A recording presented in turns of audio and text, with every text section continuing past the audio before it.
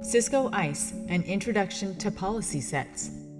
The new policy sets model introduced in Cisco Identity Services Engine, or ISE 2.3, simplifies policy management by displaying all of your organization's policies together in one logical location. You can define your policies using the parameters that you pre-configured within ISE based on your organization's unique needs, ultimately processing them as requests are received from network devices.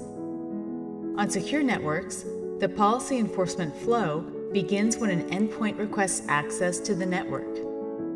After authentication succeeds, the endpoint and the user are allowed into the network. Finally, authorization to different areas of the network is granted based on various criteria. The new policy sets view logically reflects the real-time policy enforcement flow, with each policy set containing multiple policies. Configure the parent-level access policy with a rule to indicate which endpoints and access protocols or server sequences are validated and allowed on your network. At the child level, configure rules to create policies for user authentication, authorization, and exceptions. Policy sets are maintained in table format. Arrange your sets in the order in which they are to be handled on the network. With the new ISE installation, a single default policy set is automatically created with rules for parent-level endpoint access, authentication, and authorization. You can customize the default set to reflect your organization's policies, but you cannot delete it. Every policy set must have a rule configured for the parent-level access policy. Every time you create a new policy set, the set automatically takes on the default authentication and authorization rules. You can customize each of these default rules as needed, but you cannot delete the default rules. The rules for each of the policies in your set comprise conditions and results. Click the plus sign from the Conditions column of any rule row to open the Conditions Studio.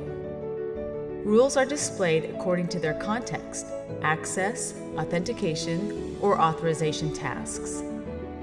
From the Library part of the Conditions Studio window, hover your cursor over the different information icons to view and verify specific details about the existing building blocks. You can click the icons at the top of the library to search for building blocks by category. The items in the different lists are dynamic and change depending on the context from which you opened the studio. The parent level of the set offers conditions for endpoint authentication or access. The authentication policy level conditions relate to user authentication. The authorization policy level conditions relate to what users and endpoints can do when they're on the network. As with conditions, work with results in line for endpoint access and authorization policies. From the parent level, select an existing allowed protocol set or a radius sequence set in the column with the same name, or click the plus sign to create a new result directly in line. From the exception and the authorization policy areas, select existing results profiles and security groups, or click the plus sign to create new profiles and security groups directly in line. After you've configured your sets, drag and drop them from the policy set table to prioritize them.